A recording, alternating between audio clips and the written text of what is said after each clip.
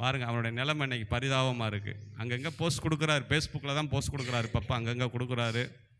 ஆகவே ஒன்றுமே இல்லைங்க, பெருமை தாங்க. பெருமை ஒரு மனுஷனை கொன்றுங்க. ஆகவே பெருமை மட்டும் நம்ம வாழ்க்கையில் என்றைக்குமே வரக்கூடாது. ஒரு முன்னேறிட்டோம்னா வசதியாக ஒரு நல்ல வசதி வாய்ப்பு வந்துட்டா தாழ்மை எண்ணம். மீகா 2ல் அன்றைக்கி நான் என்னத்தை காட்டினேன், அந்த வசனத்தை நான் அடிக்கடி காட்டுவேன். எது காட்டுறேன்? கர்த்தர் சொல்கிறார், உங்கள்கிட்ட என்னத்தடா கேட்டேன்? மனத்தாழ்மை தானே கேட்டேன். அதை தவிர உங்கள்கிட்ட என்னத்தடா கேட்டேன்? அதை தான் கர்த்தர் சொல்கிறார் மீகால கூட. உங்கள்கிட்ட என்னத்தை கேட்க போகிறேன்? மனத்தாழ்மை. பாருங்க, ஆண்டவருக்கு ஏழ்மையை விரும்ப மாட்டார், எளிமையை விரும்புகிற தேவன். அல்லேலூயா, அல்லேலூயா. ஏழ்மையை விரும்ப மாட்டார், நீங்கள் தான் சொல்லணும். எளிமையை விரும்புகிற தேவன். என்ன பாஸ்டர் ஏழ்மை? எளிமைக்குனா ஏழ்மைனா நம்ம இருக்கிறோம் வாழ்க்கையில் கடைசி வரைக்கும் நம்ம கஷ்டப்படக்கூடாது. அது அந்த ஆண்டவருடைய சித்தம் கிடையாது. பைபிள் வேதத்தின்படி பார்த்தீங்கன்னா எகிப்திலிருந்து உன்னை அடுத்து நான் எங்கே கொண்டு போய் சொல்கிறாரு? பாலும் தேனும் ஓடுகிற தேசத்து. ஒரு காலத்தில் நீ கஷ்டப்படலாம், ஆனால் வருடம் நீ சாகிற வரைக்கும் கஷ்டப்பட்டேன்னா நீ எங்கேயோ மிஸ்டேக் பண்ணியிருக்கேன்னு அர்த்தம். உன் வாழ்க்கை எங்கேயோ நீ மிஸ்டேக் பண்ணி எங்கேயோ நீ வச்சிருக்கேன்னு அர்த்தம். தேவனுடைய சித்தம் அது கிடையாதுங்க. அதுதான் சொன்னேன், ஏழ்மையை விரும்ப மாட்டார், எளிமையை விரும்புகிற தேவன். நீ ஒரு காலத்தில் கஷ்டப்படலாம், ஒரு காலத்தில் சாப்பாட்டுக்கெல்லாம் இருக்கலாம். ஆனால் சில ஆட்டாக்கள் எழுதியிருக்கிறாங்க, நீ ஏழையாக பிறப்பது உன் தவறல்ல, ஆனால் சாகும்போது நீ எப்படி சாகக்கூடாது? எல்லாரும் என்னை பாருங்களேன், ஏழையாய் பிறப்பது உன் தவறல்ல, ஆனால் நீ ஏழையாக சாவது அது உன் தவறுன்றாரு. ஏழையாக பிறந்திருக்கலாம், கஷ்டப்படுற அம்மாவாக்க பிறந்திருக்கலாம், ஒன்றுமே இல்லாமல் நீ பிறந்திருக்கலாம். ஆனால் நீ கடைசி வரைக்கும் அப்படி இருக்கக்கூடாது. வாழ்க்கையில் கர்த்தர் சொல்லியிருக்கிறார் சில ஆசீர்வாதங்கள், சில காரியங்களை உன் வாழ்க்கையில் நீ படித்து, அதான் போட்டிருக்கு, கர்த்தருடைய வேதத்தில் இரவும் பகலும் தியானமாக இருக்கிற மனுஷன் பாக்கியவான். இந்த பேனை போட்டு விடுங்கப்பா, வேர்க்குதுப்பா, வாங்க வாங்க.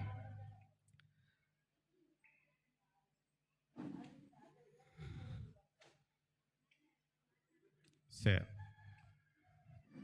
அப்போ பாருங்க, நான் பேசிக்கிட்டே போவேன். சில பேரெல்லாம் நான் பார்த்தேன் என் வாழ்க்கையில், என்னோட இருந்தவர்கள்லாம் எப்படி கேட்டிங்கன்னா, அவங்கெல்லாம் அதாவது எப்படி அவங்களெல்லாம் பேசுகிறோம்னா, ஒரு 10 ரூபா கூட அவங்களுக்கு அவ்வளோ கஷ்டத்தில் வாழ்ந்தவங்க, அவ்வளவு ஏழ்மையில் இருந்தவங்க. ஆனால் பாருங்கள், இன்றைக்கி ஒரு நல்ல நிலையில் கர்த்தர் அவங்களை ஆசீர்வதிச்சிருக்கார். அல்லேலூயா. நான் சொல்லுவேன், காசு வரும்போது தாம் திம் திம் திம்னு போகாதீங்க என்றைக்குமே. அதுதான் கர்த்தர் என்றைக்குமே ஒரு ஸ்டாண்டர்ட் வச்சுருப்பார். என்றைக்கும் ஒரே மாதிரி இருக்கணும். சிலர் காசு வந்துட்டா அவங்கள கையில் பிடிக்க முடியாது. 5000 ரூபா ஒருத்தங்க கையில் கொடுத்துட்டு பாருங்களேன், அவன் அன்றைக்கி செலவழிச்சாதான் அவனுக்கு அது தூக்கமே வரும். அல்லேலூயா. சிலர் அப்படி இருக்கிறாங்க. அப்போ அப்படி ஆள்கிட்டலாம் கர்த்தர் காசையே கொடுக்க மாட்டார். உங்கள்கிட்ட காசை கொடுத்து என்ன பண்ண? 5000 ரூபா கொடுத்தா கூட நீ ஒரு நாளில் காலி பண்ணிடுவேன். அந்த 5000 ரூபாயை வச்சு அடுத்து என்ன செய்யணும் ஒரு கணக்கு பண்ணி வாழ்கிறாங்க பார்த்தீங்களா? கர்த்தர் பாப்பாருங்க. நீங்கள் நினைக்கிறீங்க கர்த்தர் எல்லா காரியத்தையும் சோதித்து பார்க்கிறவர். ஒருத்தண்ட 1 தாளந்து கொடுக்குறாரு, ஒருத்தண்ட 2 தாளந்து கொடுக்குறாரு, ஒருத்தண்ட 3 தாளந்து கொடுக்குறாரு. திரும்பி கேட்குறாரு, 1 தாளந்து உள்ள என்ன சொன்னேன்? நான் புதைச்சி வச்சுட்டேன். அவன்கிட்ட பிடி யார்கிட்ட தான் கொடுக்குறாரு? புரியுதா? புரியல? ஏங்க 2 தாளந்தை கொடுத்துட்டு போறாருங்க. அவன் 2 தாளந்தை எப்படி ஆக்கிட்டான்? 4 தாளந்து ஆக்கிட்டான். அவனுடைய கையின் பிரயாசங்களை கர்த்தர் கொஞ்சமாக கொடுத்தாரு. அந்த கொஞ்சத்தை வச்சு அவன் பெருக்கத்தை உண்டாக்கிட்டான். 4க்கு கொடுக்குறவன் 8 ஆக்கிட்டான். ஆனால் 1 கொடுத்தவன் எப்படி ஆக்கிட்டான்? மண்ணில் போட்டு புதைச்சி வச்சிட்டான். சோம்பேறி, எதுக்குமே பிரயோஜனப்படாதவன் இவங்கெல்லாம். கர்த்தர் கேட்குறாரு, எங்கப்பா அப்படின்னு கேட்குறாரு. நான் புதைச்சி வச்சிருக்கேன். அதையும் பிடி யார்கிட்ட தான் கொடுக்குறாரு? அவன்டே கொடுக்குறாரு. 2 தாளந்துக்காரன்டே கொடுக்குறாரு. கர்த்தர் பார்த்தீங்களா? நீங்கள் நினைப்பீங்க என்ன கர்த்தரோட ரூல்ஸ் எல்லாம் மாறுது, கர்த்தர் இப்படி பண்ணுறாரு, கர்த்தர் அப்படி பண்ணுறாரு. யாக்கோபு வயிற்றுக்குள்ளே இருக்கான், ஏசாயா வயிற்றுக்குள்ளே இருக்கான். 2 பேத்துக்கு சண்டை. யாக்கோபு தான் சொல்கிறேன், நான் தாண்டா என்ன பண்ணணும், முன்னாடி போவேன்றியான். ஏசாயா நான் தாண்டா முன்னாடி போவேன். முத எங்க யுத்தம் நடக்குது? ஏங்க அப்படி மௌனமா இருக்கிறீங்க? ரெபேக்காள் வயிற்றுக்குள்ள 2 பேரும் சண்டை போடுறாங்க. அங்கேயே கலவரம் ஆயிடுச்சு இவங்களுக்கு. இப்ப ஏசா முன்னாடி வந்துட்டான். இப்ப யாக்கோபு என்ன பார்க்குறியான்? டே, ஒரு நிமிஷம் நீ முன்னாடி வந்தா எனக்கு நீ அண்ணனாடா. என்ன எல்லாரும் என்ன பாருங்களேன், பைபிளில் நீங்கள் கதையை மட்டும் படிச்சிருப்பீங்க, நான் விளக்கத்தை சொல்கிறேன். யாக்கோபு பார்க்குறியான், ஒரு நிமிஷம் எனக்கு நீ முன்னாடி போயிட்டா எனக்கு அண்ணன் ஆயிருவியா? ஏன் அண்ணன் ஆகக்கூடாதவன் சொல்லுங்க, கரெக்டாக யாரான்னு சொல்லுங்க. ஏன் அண்ணனா ஆகக்கூடாது? இங்க இருங்க, பிறந்தது 2 குழந்தை ஒன்னா தான் இருக்கு. ஒரு நிமிஷம் தான் முன்னாடி வந்தேன் ஏசையா. ஏன் அண்ணனா ஆயிடக்கூடாது? இஸ்ரேல் தேசத்தில் ஏன் மூத்தவன் ஆயிடக்கூடாது? சொல்லுங்க, யாரான்னு சொல்லுங்க. சேஷ்ட புத்திர பாகம் மூத்தவனுக்கு தான் கொடுப்பாங்க. இவனுக்கு 1 வீடு பிரிச்சா அவனுக்கு 2 வீடு கொடுக்கணும். இவனுக்கு 1/2 கிலோ தங்கம்னா அவனுக்கு 1 கிலோ தங்கம் கொடுக்கணும். இப்போ யாக்கோபு பார்க்குறியா, இதை எதுக்கு சொல்கிறேன்னா, ஒரு நிமிஷம் நீ முன்னாடி பிறந்துட்டா எனக்கு நீ அண்ணன் ஆகிட்டியா, சரி நீ பிறந்துக்கடா அப்படின்ட்டு பிறந்துட்டியான். யாக்கோபு தம்பியா பிறந்தது அவன் தவறு கிடையாதுங்க. ஆனால் அவன் எப்படி ஜெயிச்சான் பார்த்தீங்களா? எப்படி அவன் ஜெயிச்சான் பார்த்தீங்களா வாழ்க்கையில்? சிலர் சொல்லுவாங்களே, என் நேரம் சரியில்லை, என் காலம் சரியில்லை, நான் பிறந்த நேரம் சரியில்லை. யாக்கோபு அப்படி நினைக்கல. நீ முன்னாடி தான்டா பிறந்துக்கடா, ஆனால் நான் விட்டுற மாட்டேன்டா ஆசீர்வாதத்தைன்னு சொல்லி எப்படி நயவஞ்சகமா எப்படி வாங்கினான் பார்த்தீங்களா சேஷ்ட புத்திர பாகத்தை? அல்லேலூயா. நான் சொல்கிறேங்க, அதை தான் சொல்கிறேன். பிறந்தது நம்ம தவறு கிடையாது, கஷ்டப்படுற தவறு கிடையாது, கஷ்டத்திலே வாழக்கூடாது. யாக்கோபு பார்த்தான், ஒருவேளை நீ முன்னாடி பிறந்திருக்கலாம், நீ அண்ணனாக இருக்கலாம், ஆனால் நான் விடமாட்டேன்டா சேஷ்ட புத்திர பாகத்தை சொல்லி அவன் பாருங்க எப்படியெல்லாம் சரியான அம்மா பாருங்க, அதுக்கு மேலே கில்லாடி மான்கறியா ஆட்டுக்கறியான்னு சரியான அளவுக்கு அந்த அம்மா சமைச்சிருக்கு. ரெபேக்காள் புருஷனை ஏமாந்திருக்கான். ஆட்டுக்கறியை மான்கறியை மாதிரியே சமைச்சிருக்கு பாருங்க. அல்லேலூயா. பாருங்க, கர்த்தர் உங்களை ஆசீர்வதிப்பாராக. ஏன் சொல்கிறேன் கேட்டிங்கன்னா, வசனம் சொல்லுது, விவேகத்தோடு செயல்படுங்கள். அல்லேலூயா, அல்லேலூயா. விவேகம் ரொம்ப முக்கியம். விவேகம், ஞானம் கிறிஸ்தவ வாழ்க்கையில் ரொம்ப முக்கியங்க. செபிக்கிறதுக்கு காலையில் உங்களுக்கு மனசு வராது. டேய்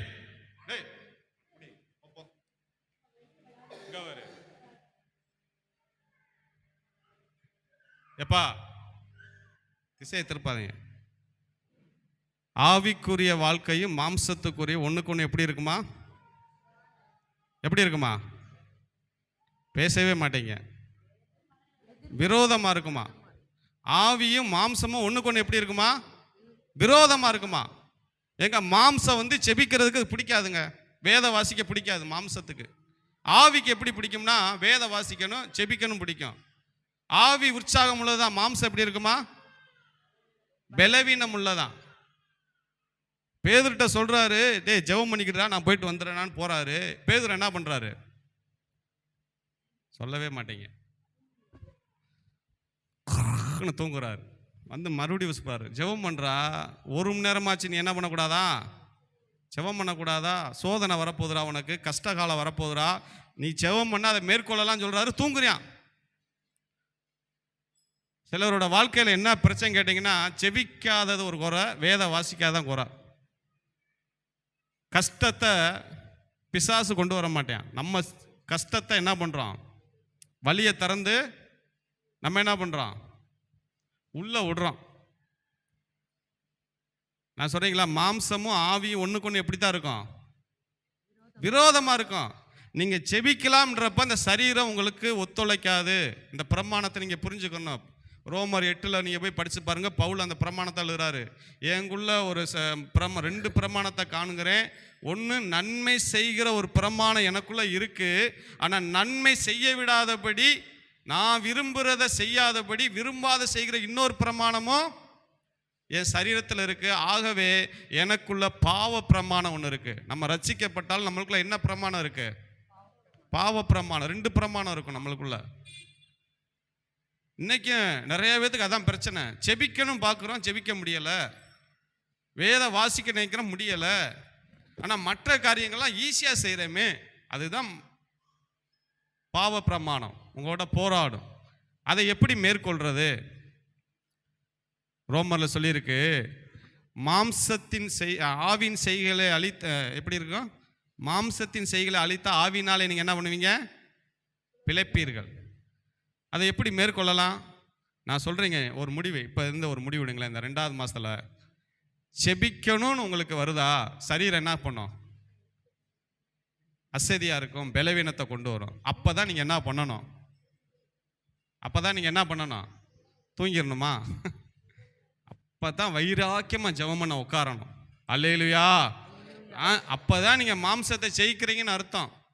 நீங்கள் மாம்சத்துக்கு இடம் கொடுத்தீங்கன்னா அந்த மாம்சம் உங்களை மேற்கொண்டுக்கிட்டே இருக்கும். இல்லை நான் இப்போ ஜெபிக்க போகிறேன் அது சொல்லு, நீ ஜெபிக்காத, அது சில பலவீனத்தை கொண்டு வரும், சரீரத்தை சில காரியங்கள். இல்லை நான் ஜெபிக்க போகிறேன் ஜெபிங்களேன், நீங்கள் ஈஸியாக மேற்கொள்ளலாம். அல்லேலூயா, அல்லேலூயா.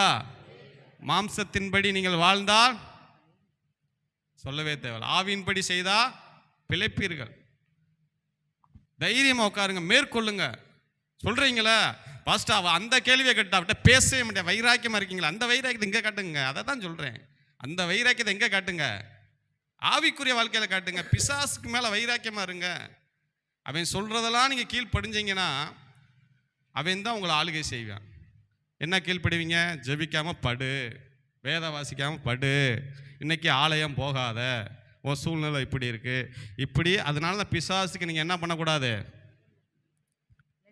இடம் கொடுக்கக்கூடாது. அவனுக்கு இடம் கொடுத்தீங்கன்னா உள்ளுக்குள்ளே வந்து பட்டா போட்டு உட்காந்துருவியான் அவங்க வீட்டுக்குள்ளே. ஆரம்பத்தில் பிசாசை என்ன பண்ணுங்க? நடந்து போடா, மெல்ல போடா. நான் சொல்லுது பிசாசை நீங்கள் என்ன பண்ணணும்? துரத்தணும்னு போட்டிருக்கு. பிசாசை துரத்தணும். எப்படி துரத்தணும்? ஜபத்தினால துரத்தணும். அப்பாலப்போ பிசாசு, பலப்போ சாத்தானே. நோ காம்ப்ரமைசன். சீசர்கிட்ட வந்து கூப்பிட்டு வராங்க ஒரு அசுத்தாவிய. அவங்கனால என்ன பண்ண முடியலை? துரத்த முடியலை. இயேசு வந்து மலையிலேருந்து இறங்கி வராரு. அந்த சம்பவத்தை நீங்கள் படித்து பார்த்தீங்கன்னா எனக்கே ஆச்சரியமாக இருந்துச்சு. இயேசுக்கிட்டேயே அந்த ஆவி கொல்ல நேரம் அலக்கழிச்சிருக்கு. இயேசுக்கிட்டே அந்த ஆவி சவுண்டை கொடுத்துருக்கு. ஏன் சீசர்னால துரத்த முடியல? ஏன் இயேசு துரத்தினார்னா, சீசர்கள் பயந்து போயிட்டாங்க இந்த பிசாசை பார்த்து. கத்துனு என்ன பண்ணிட்டாங்க? பயந்துட்டாங்க. இயேசுட்ட வந்து அந்த பிசாசு என்ன பண்ணுச்சு? அதே மாதிரி எல்லாரும் வாங்கப்பா, எல்லாரும் வாங்க, எல்லாரும் கவனத்துமா. இயேசுகிட்ட இந்த பிசாசு என்ன பண்ணுது? சவுண்டை கொடுக்குது. இயேசு சொன்னார், அதுக்கெல்லாம் நான் என்ன பண்ண மாட்டேன்? பயப்பட மாட்டேன். நான் எப்போ தெரியுமா போவேன்? நீ போகிற வரைக்கும் நான் இங்கே தான் நிற்பேன்னு இயேசு நின்னார். அல்லேலூயா. தைரியம். பிசாசு பார்த்துச்சு, இந்த ஆள்கிட்ட நம்ம என்ன பண்ண முடியாது? வாலாட்ட முடியாது. இந்த ஆள் பயங்கரமான ஆளாக இருக்காரு. இவங்க என்ன பண்ணாங்க? பயந்துட்டாங்க சீசர்கள். நீங்கள் அதை படித்து போய் பாருங்களேன். அந்த சம்பவத்தை மட்டும் படித்து பாருங்கள். மற்ற இடத்துலலாம் இயேசு கிறிஸ்து வரையில் பிசாசு அவரை பார்த்தோன்னே போயிருக்கோம், தேவனுடைய குமாரன்னு போயிடுச்சு. ஆனால் இந்த இடத்துல பாருங்க, அது எப்படிப்பட்ட ஆவின்னு கேட்டிங்கன்னா, அலக்கழிக்கிற ஆவியா. தண்ணீரில் அவனை தள்ளுமா, தீயிலையும் தள்ளுமா. சீசர்களும் போராடி பார்க்குறாங்க, போக மாட்டேங்குது. இங்கிட்டு உழுவுது, அங்கிட்ட வருங்களேன்.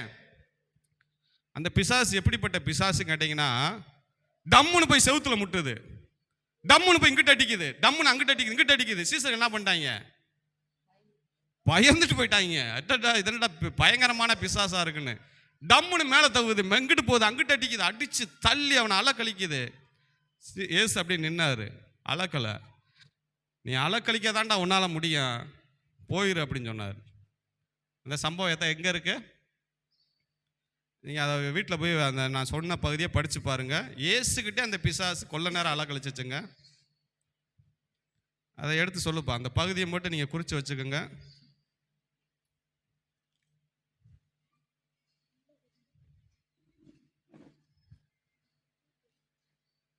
எடுத்துட்டீங்களா?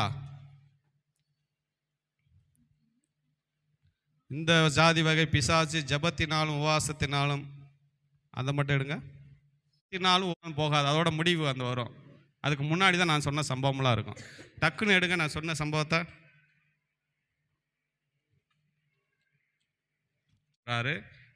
யாருக்கெல்லாம் செவையாக்குவார் அப்படின்ற மாதிரி இன்னொரு நாளில் பார்க்க போகிறோம். இந்த வசனம் நான் என்றைக்குமே சொல்லுவேன், வாக்கு தத்தம் உங்கள் கையில் நாங்கள் கொடுத்தா அது மட்டும் நீங்கள் பிடிச்சிக்கிட்டு நிறைவேறணும்னு நீங்கள் என்ன பண்ணக்கூடாது, நினச்சிடக்கூடாது. அதுக்கு முன்னாடியும் படிக்கணும், பின்னாடியும் படிக்கணும். பிலிசிங்கு தான் வாக்கு தத்தம். ஆண்டவர் உங்களுக்கு ஒரு வாக்கு தத்தம் கொடுத்துருக்கிறாருன்னா அந்த வாக்கு தத்தத்துக்கு முன்னாடி சில கண்டிஷன், சில கட்டளை கொடுத்துருப்பார். இப்படியெல்லாம் செஞ்சால் இப்படி ஆசீர்வதிப்பேன், நான் சர்வ வல்லமை உள்ள தேவன் அப்படின்னு சொல்கிறாரு. ஆதியாகமம் 17 வாசிங்களேன். ஆபிரகாம்கிட்ட என்ன சொல்கிறாரு? 17 வாசிங்க. ஆதி எனக்கும் நடுவாக என் உடன்படிக்கையை ஏற்படுத்தி உன்னை மிகவும் திரளாய் பெருக பண்ணுவேன். வாசிங்க. ஆபிரகாம் 99 வயதான போது கர்த்தர் ஆபிரகாமுக்கு தரிசனமாகி, நான் சர்வ வல்லமையுள்ள தேவன், நீ எனக்கு முன்பாக நடந்து கொண்டு உத்தமனாய் இரு. பாருங்க, ஆபிரகாமுக்கு எத்தனை வயசு? 99 வயசு. அதுக்கு முன்னாடி அந்த 16 லாஸ்ட்ல அந்த அது மேல படிங்க. ஆகார் ஆபிரகாமுக்கு இஸ்மவேலை பெற்றபோது ஆபிரகாம் 86 வயதாயிருந்தார். இங்க பாருங்க, இவனுக்கு இப்ப 86 வயசு. இந்த இஸ்மவேல் பிறக்கல, 86 வயசு ஆகாருக்கு. ஆனா கர்த்தர் ஒன்று சொல்லியிருந்தாரு, ஆபிரகாம் தேவையில்லாத ஒரு காரியத்தை செஞ்சாரு. நான் உனக்கு ஒரு குழந்தைய கொடுப்பேன்னா சொன்னாரு. இவங்களுடைய காலத்தாமதான் இவங்களுடைய சொந்த முயற்சியில் போய் ஒரு இஸ்மவேலை ஆகார திருமணம் இஸ்மவேலை பண்ணிட்டாரு. இப்போ 86 வயசு. அதுக்கப்புறம் இந்த 86 வந்து அதுக்கப்புறம் எத்தனை வயசுல சந்திக்கிறார் சிஸ்டர்? 99. அப்போ எத்தனை வருஷம்? 86 99 எத்தனை வருஷம் கேப்பு இருக்கு? 13 வருஷம் ஆண்டவர் ஆபிரகாமோட பேசவே இல்லை. ஆபிரகாமோட என்னன்னே கேட்கல. ஆபிரகாமா ஒரு கல்யாணம் பண்ணியான், ஆபிரகாமா குழந்தைய பற்றியா வளர்த்தியான். அதுக்கு இடையில ஆபிரகாமோட தேவன் தரிசனமே ஆகலை. ஏன் தரிசனம் ஆகலைன்னா, நான் சொன்னது ஒன்று, நீ செஞ்சது ஒன்று. நான் உனக்கு ஒரு குமாரனை கொடுப்பேன்னு சொன்னேன், நீயா என்ன பண்ணிட்ட? ஆண்டவரை குமாரனை தானே கொடுக்குறேன்னு சொல்லிட்டீங்க, நான் எப்படி போய் பண்ணிக்கிறேன்? குறுக்கோல்ல போய் ஒரு கல்யாணம் பண்ணி என்ன பண்ணிக்கிறேன்? குமாரனை பெற்றுக்கிறேன் பண்ணியா. இப்போதான் சொல்றாரு, நான் எப்படிப்பட்ட தேவன், சர்வ வல்லமை. அப்ப நீ என்ன இருக்கு, நான் அப்படி வாழ்க்கையில இருக்க போறேன். இருக்கணும்னா நீ என்ன பண்ணணும்? உத்தமனாய் இரு. எனக்கு முன்பாக நடந்து உத்தமனாய். அல்லேலூயா. இது எதுக்கு சொல்றேன்னா, இந்த வாக்கு தத்தத்தை எடுத்து முன்னாடி சில வசனம் சொல்லியிருப்பார். இப்ப கோணலானவிலை உனக்கு முன்பாக செவ்வை ஆக்குவேன்னு சொன்னா, அதுக்கு முன்னாடி 45:2 இருக்கும். 44 கடைசி வசனத்தை நீங்க போய் படிச்சு பாருங்க. கோரேஸ் எனக்கு பிரியமானதை எல்லாம் செய்வான் போட்டிருப்பார். பிரியமானதை எல்லாம் என்ன பண்ணுவான்? நிறைவேற்றுவான் போட்டிருப்பார். கண்டிஷன். அதுக்கப்புறம் தான் சொல்லுவார், நான் அவனுக்கு அப்படிலாம் செஞ்சானா நான் என்ன பண்ணுவேன்? அவனுக்கு முன்னாடி போய் கோணலாயெல்லாம் என்ன பண்ணுவேன்? செவ்வையாக்குவேன். கோரேஸுக்கு ஆண்டு சொன்னான். அப்போ அதுக்கு முன்னாடி என்ன சொன்னார்? எனக்கு பிரியமானதெல்லாம் என்ன பண்ணணுமே? செய்யணும். அல்லேலூயா. இப்படி தான் வாக்கு தத்தம் நிறைவேறும். நீங்கள் கிளிசோசிய மாதிரி வாக்கு தத்தத்தை கட்டையை எடுத்துக்கிட்டு நிறைவேறணும்னு நினைக்காதீங்க. போய் படித்து பாருங்கள், முன்னாடி ஆண்டவர் என்ன சொல்லியிருக்கிறாரு பைபிளில், அதுக்கு முன்னாடியில் என்ன பண்ணியிருக்கோம். அதுக்கப்புறம் நீங்கள் பார்த்தீங்கன்னா 45:7 நினைக்கிறேன், நானே கர்த்தர். வாக்கு தத்தத்துக்கு சொல்கிறேன், சொல்லுங்கள். நானே கர்த்தர். வாசிங்க 42:7-5 நினைக்கிறேன். அந்த இதில் கீழே இருக்கும், நானே கர்த்தர், என்னையின்றி வேறு ஒருவர் இல்லை. சொல்லுங்க சிஸ்டர், வாசிங்க. நானே கர்த்தர், வேற ஒருவர் இல்லை, என்னை தவிர தேவன் இல்லை. அப்ப இந்த இது எதுக்கு சொல்றாருன்னா, இப்படிலாம் நீ இருந்தாதான்டா நான் உனக்கு முன்னாடி போய் என்ன பண்ணுவேன்? கோணலால என்ன பண்ணுவேன்? செவ்வையாக்குவேன். நானே கர்த்தர்னா என்னைய விட்டுட்டு நீ இன்னொன்னு என்ன பண்ணக்கூடாது? நம்பிடக்கூடாது. எதை நம்புறது? நேரம் பார்க்கறது, நாள் பார்க்கறது, அஷ்டமி, பௌர்ணமி, குஷ்டமி, இதெல்லாம் உனக்கு கிடையாது. நான் தான் உனக்கு என்ன பண்ணுவேன்? கர்த்தர். நானே உனக்கு எப்படி இருப்பேன்? நித்திய வெளிச்சமாக இருப்பேன். என்னை விட்டுட்டு நீ அதை பார்க்கறது, இதை பார்க்கறது, பூனை குறுக்க வந்துருச்சுன்னு சொல்கிறது, அது வந்துருச்சுன்னு சொல்கிறது, பள்ளி கீழே மண்டையில் வந்துருச்சுன்னு. ஏங்க பள்ளிலாம் 50 தடவை வந்துருக்கு அந்த சர்ச்சுக்குள்ளே பள்ளி. அல்லேலூயா. போய் ஆலோசனை கேட்கறது, பள்ளி விழுந்துருச்சே என்னக்கா அர்த்தம்? எங்கே விழுந்துச்சு? தலையிலையா காலிலையா? அது எங்கேயும் விழுந்துட்டு போகுது. தட்டி விட்டு என்ன பண்ணிக்கிட்டே இருக்கணும்? போய்கிட்டே இருக்கணும். அல்லேலூயா, அல்லேலூயா. எத்தனை பேத்துக்குண்ணா அல்லேலூயா வர மாட்டேங்குது? அல்லேலூயா. நாள் பார்க்கறது, நல்ல நேரம். என்ன பாருங்க, நல்ல நேரம். நீங்கள் தான் சொல்லணும், சொல்லுங்கள். நல்ல நேரம், அதுக்கு ஆப்போசிட் என்னது? கெட்ட நேரம். வாழ்க்கையில் என்ன கெட்ட நேரம் இருக்குது? என்னைக்கு நீ ஆண்டவரை ரசிக்கப்பட்டு ஆண்டவர் ரத்தத்தில் எல்லா நாளும் உனக்கு நல்ல நாள் தான். அல்லேலூயா. எல்லா நேரமும் உனக்கு நல்ல நேரம் தான். எங்கள் திருமணம் எப்போ திருமணம் நடந்துச்சு? எங்கள் திருமணம் எப்போ நடந்துச்சு தெரியுமா? ஆடி மாதம். அல்லேலூயா. ஆடியில் கல்யாணம் பண்ணா சொல்லுங்கள், தயவுசெய்து பழமொழியை சொல்லுங்கள். ஆடியில் கல்யாணம் பண்ணா ஆட்டி படைக்குமா? நாங்கள் பிசாசை தான் இப்போ ஆட்டி படைச்சிக்கிட்டு இருக்கோம். எங்களை பார்த்தா பிசாசு தான் ஆடிக்கிட்டு இருக்கு. ஏன் ஆடி மாதம் கல்யாணம் பண்ணோம்னா அதுக்கு ஒரு காரணம் இருக்குது. மண்டபம் அப்போ தான் கம்மியாக சீப்பான ரேட்டு கொடுத்தாங்க. எல்லா மண்டபம் காத்தாடி கிடந்துச்சு. போனோம், ஐயா கல்யாணம் வைக்கணும். என்னங்க ஆடி மாதம்? குடியா, ஆடி மாதம் நாங்கள் பண்ணுறோமேன்னு சொல்லி ஆடி மாதத்தில் கல்யாணம் பண்ணோம். ஒருத்தன் வந்தேன், வாழை மரம் வைக்கலையா? வைக்கலை. ஏன் வைக்கலைன்னு கேட்டேன். காசு இல்லை, வைக்கலை. இல்லை, வாழ வேண்டியவங்க வாழை மரத்தை வைக்கணும். நான் தானே வாழ போகிறேன், எதுக்கு வாழை மரத்தை வைக்கணும்னு கேட்டேன். என் நண்பர் ஒருத்தர், இல்லை வைக்கணும்னா நீ 2 வாங்கி வை, உன் காசை போட்டு வாங்கி வை. நான் வேணாம் நான் சொன்னேன் அப்படின்னு. அல்லேலூயா. கடைசி வரைக்கும் வாழை மரம் வைக்கலை. ஆனால் அந்த சொன்னேன் பார்த்தீங்களா, அதுக்கப்புறம் கொஞ்சம் கல்யாணம் பண்ணேன். ஒரு 3 மாதம் 4 மாதம் கழிச்சு பண்ணேன். மேலதாளம் பார்த்து, நாள் பார்த்து, நட்சத்திரம் பார்த்து எல்லாம் பண்ணேன். பண்ணி 2 மாதத்தில் குடும்பம், மனைவி ஓடியே போச்சு. வேண்டாம் வாழ மாட்டேன்னு. நான் சொல்கிறேங்க, 4 நட்சத்திரம் அது இது எதுலையுமே வாழ்க்கை கிடையாதுங்க. நீ ஒன்று நினைக்கிற பற்றியா, உன் ஆண்டவர் உன்னோடு இருந்தால் அதான் வாழ்க்கை. அல்லேலூயா. ஆண்டவர் உன்னோடு இருக்கணும், அதாங்க வாழ்க்கை. அதான் வாழ்க்கை. அதான் போட்டிருக்கார், நானே கர்த்தர், என் மேலே எப்படி இருக்கணும்? நீயே நம்பிக்கையா. சரி, வேமா ஒரு 10 மணி நேரத்தில் ஒரு சீக்கிரமாக, இந்த போன வாரம் அந்த சின்ன முத்துக்களை முடிக்காமல் போயிட்டேன். சீக்கிரமாக எடுங்க. 2 தீமோத்தேயு எடுங்க. 2 தீமோத்தேயு 2ஆம் அதிகாரம். அங்கே போய் உட்காந்துக்கப்பா. அது எனக்கு தெரியும். அந்த இது இருக்கா, அலக்கழிச்சது. மார்க் 9 எடுங்க. நான் சொன்ன சம்பவத்தை உங்கள்கிட்ட காட்டிடுறேன். எத்தனை பிரதர் நம்பரு? அப்பொழுது பேதுரு இயேசுவை நோக்கி, சிஸ்டர் எத்தனை சொல்லுங்க? 9. இங்க பாருங்களேன், நான் 21 வாசிக்கிறேன். அவர் அவனுடைய தகப்பனை நோக்கி, இது இவனுக்கு. அவர் அவனுடைய தகப்பனை நோக்கி, இது இல்ல இருங்க 17 வாசிக்கிறேன். அப்பொழுது ஜனக்கூட்டத்தில் ஒருவரை நோக்கி, போதகரே, ஊமையான ஆவி பிடித்த என் மகனை உம்மிடத்தில் கொண்டு வந்தேன். அதை அவனை எங்கே பிடித்தது, அவனை அலக்களித்தது. அப்பொழுது அவன் நுரைத்தள்ளி பல்ல. அதுக்கு மேலே ஒரு சம்பவம் இருக்குமே. சீசர்கள் சுற்றி, சீசர்கள் நோக்கி இவரோடு எதை குறித்திருக்கும்? 14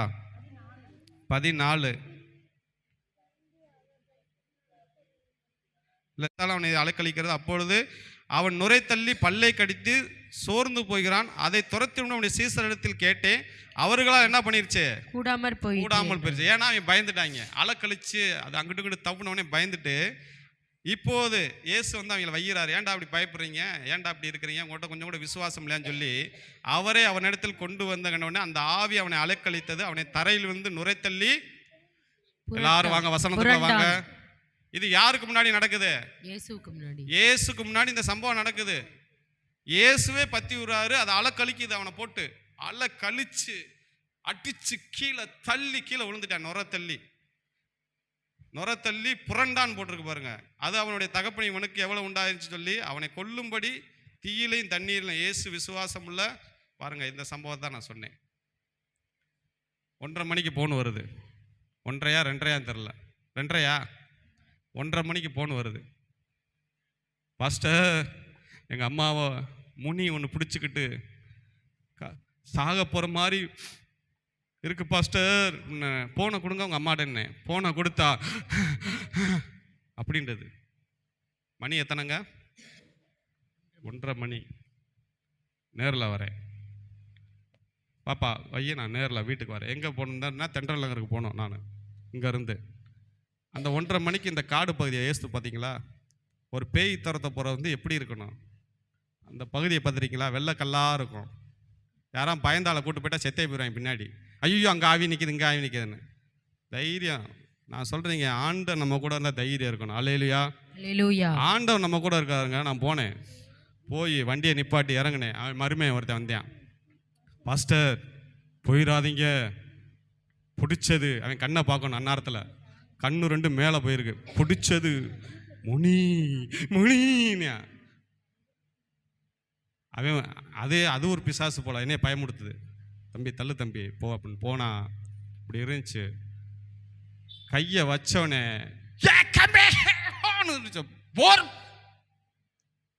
போறே இல்லையா, இயேசுவின் நாமத்தில் பொத்துன்னு கீழே விழுந்துச்சு. அல்லேலூயா. பயப்படக்கூடாதுங்க பிசாசுக்கெல்லாம். நான் ஒரு முடிவு எடுத்திருக்கேன், நம்ம சபை விசுவாசி ஒவ்வொரு ஆளாக கூட்டு போய் ஒரு பிசாசை துரத்த போறேன். அல்லேலூயா. எத்தனை பேர் அல்லேலூயான்றீங்க? விஜி துரத்திடுவியா? கூட்டு போய் உங்களை எங்க இருங்க பிசாசு நாங்க விரட்டக்கூடாது.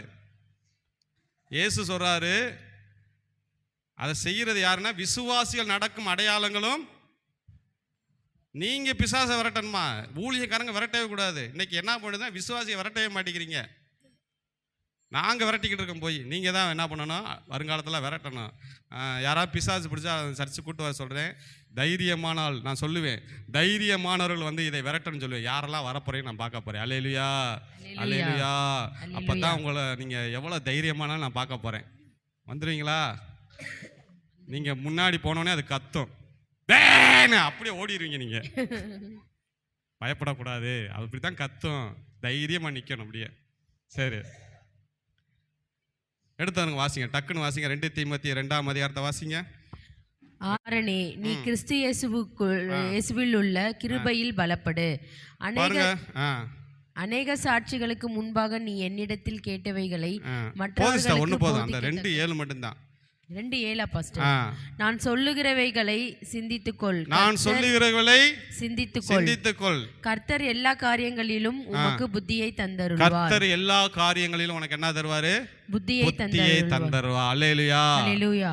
வாழ்க்கையில நல்லா இருக்கணும், என் வாழ்க்கை நல்லா இருக்கணும், சமாதானமா இருக்கணும். உனக்கு என்ன வேணும்?